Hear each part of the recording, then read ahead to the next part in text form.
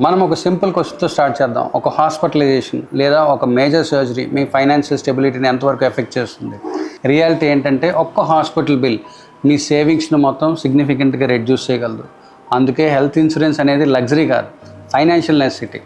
కానీ ప్రాబ్లం ఏంటంటే చాలామంది ఇన్ఫార్మ్డ్ డెసిషన్ తీసుకోకుండా చీపెస్ట్ పాలసీ తీసుకుంటారు. అది చాలా సీరియస్ మిస్టేక్. ఎందుకంటే పాలసీ కొనడం అన్నది ఈజీ, బట్ క్లెయిమ్ సెటిల్మెంట్ అవ్వడం అన్నది, ఎందుకంటే ఆ పాలసీని మనం ఎంత బాగా చూస్ చేసుకుంటున్నాం అన్న దాన్ని బట్టి ఆధారపడి ఉంటుంది. సో ఇవాళ నేను యాజ్ అ డాక్టర్గా మీకు ఎక్స్ప్లెయిన్ చేస్తాను ఒక రైట్ హెల్త్ ఇన్సూరెన్స్ పాలసీని ఎలా తీసుకోవాలి with practical and clinical perspective. First parameter sum insured. ఇది మీ coverage strength. Current health care cost చూస్తే కార్డియాక్ సర్జరీ తీసుకుంటే 5 to 8 lakhs వరకు అవుతుంది. Advanced ICU care per day అప్రాక్సిమేట్గా 25,000 to 75,000 రూపీస్ ఛార్జ్ చేస్తుంది. క్యాన్సర్ ట్రీట్మెంట్ 15 నుంచి 25 లక్షల రూపాయలు అవుతుంది. ఈ సినారియోలో మినిమం 10 to 25 lakhs కవరేజ్ తీసుకోవడం అన్నది ఆప్షనల్ కాదు, ఎసెన్షియల్.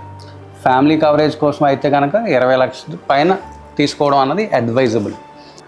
సెకండ్ది స్కోప్ ఆఫ్ కవరేజ్. ఒక గుడ్ పాలసీ, ఒక మంచి పాలసీ ఏమై ఇంక్లూడ్ అవ్వాలంటే ఒక కంప్లీట్ ట్రీట్మెంట్ సైకిల్ ఇంక్లూడ్ అయి ఉండాలి. అంటే ఏంటంటే hospitalisation, surgical procedures, ICU and critical care, diagnostics, medication, pre hospitalisation, evaluation, post hospital recovery phase, ఇవన్నీ కవర్ అయితేనే కంటిన్యూటీ మెయింటైన్ అవుతుంది.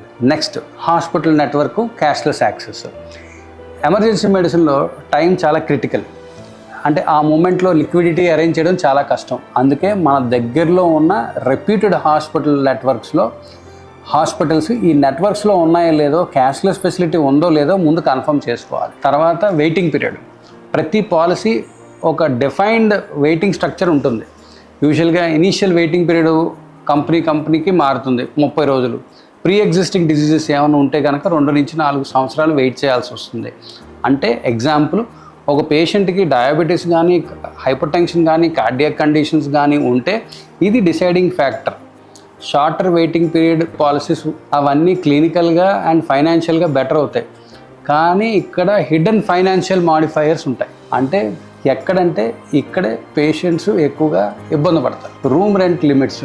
ఈ పాలసీ ఆల్వేస్ క్యాప్ రూమ్నే అలౌ చేస్తుంది. అంటే entire billing including surgery, consultation ప్రపోర్షనేట్గా తగ్గిపోతుంది. సో రికమెండేషన్ చాలా క్లియర్గా ఉంటుంది. నో రూమ్ రెంట్ క్యాప్ అన్నది చూస్ చేసుకోవాలి, లేదా సింగిల్ ప్రైవేట్ రూమ్ ఎలిజిబిలిటీ ఉన్నది చెక్ చేసుకోవాలి. Next copayment, sublimits. కోపేమెంట్ అంటే ఏంటంటే రిస్క్ షేరింగ్ విత్ పేషెంట్స్. సింపుల్గా చెప్పాలంటే 20% కోపే ఆన్ 5 lakhs బిల్ అనుకోండి. అంటే సింపుల్గా మనకి 1 లక్ష రూపాయలు అవుట్ ఆఫ్ పాకెట్ ఎక్స్పెన్సెస్ అయిపోతాయి. ఇది ఇన్సూరెన్స్ పర్పస్ని డిఫీట్ చేస్తుంది. తర్వాత డిజీజ్ స్పెసిఫిక్ క్యాప్స్ ఉంటాయి. అంటే లిమిట్ యాక్చువల్గా బెనిఫిట్ యూటిలైజేషన్ ఉంటుంది. Ideal policy should have 0 copay, no sub limits for diseases. Next తీసుకుంటే ఏంటంటే claim settlement reliability. This reflects insurer credibility. ఆ క్లెయిమ్ సెటిల్మెంట్ రేషియో యూజువల్గా 95% కన్నా ఎక్కువ ఉండాలి. ఉంటే 95% కన్నా ఎక్కువ ఉంటే operational efficiency and trust build అవుతుంది. తక్కువ రేషియో ఉందనుకోండి, 95% కన్నా తక్కువ, అన్సర్టనిటీ ఎలా ఉంటుందో తెలియదు. నెక్స్ట్ తీసుకుంటే long term benefits. No claim bonus యూజువల్గా కంటిన్యూటీ అండ్ ఇంక్రీజ్ చేస్తుంది. కవరేజ్ని యాన్యువల్గా ఇంక్రీజ్ చేయడానికి ఉపయోగపడుతుంది. రీస్టోరేషన్ బెనిఫిట్ అని ఉంటుంది. కవరేజ్ని రీయాక్టివేట్ చేస్తుంది. అంటే యూటిలైజ్ చేసిన తర్వాత మళ్ళీ రీయాక్టివేట్ చేస్తుంది. ఇవన్నీ చాలా ఇంపార్టెంట్, క్రిటికల్, ఎస్పెషల్గా ఫ్యామిలీ ఫ్లోటర్ ప్లాన్స్లో. Next cost versus value. Premium ఎప్పుడు కూడా డిసైడింగ్ ఫ్యాక్టర్ అవ్వకూడదు. తక్కువ ప్రీమియం ఉంటే ఎక్కువ రిస్ట్రిక్షన్స్ ఉంటాయి. క్లినికల్ అడ్వైస్ ఏంటంటే ప్రయారిటీ కవరేజ్ క్వాలిటీ. మీ కవరేజ్ క్వాలిటీని ప్రయర్గా అంటే ఇంపార్టెంట్గా చూసుకోవాలి. కాస్ట్ మినిమైజేషన్ పక్కన పెట్టుకోండి. ఫస్ట్ మీకు కవరేజ్ అంతా బాగుందా లేదా అన్నది చూసుకోవాలి. కాస్ట్ మినిమైజేషన్ అన్నది secondary aspect.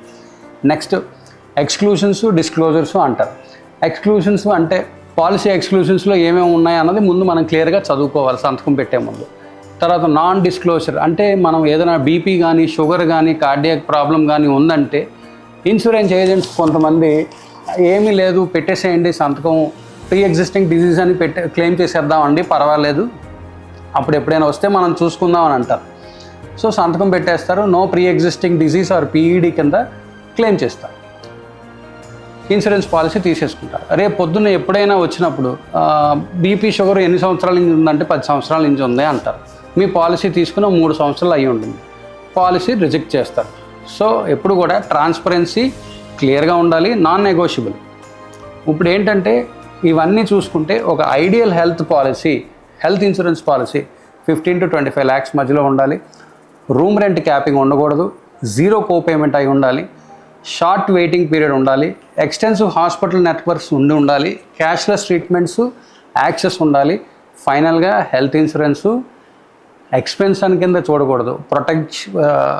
Health insurance is not an expense, it is a protective financial instrument. ఒక పెద్ద ఆయన అన్నట్టు డబ్బులు ఎవరికి ఊరికినా రావు, 10 చోట్ల ఎవాల్యుయేట్ చేసుకోండి, డిసైడ్ చేయండి. అలాగే disease occurrence unpredictable. So health insurance policy కూడా మల్టిపుల్ ఆప్షన్స్ కంపేర్ చేసి సైంటిఫికల్లీ చూస్ చేసుకోండి. Thank you.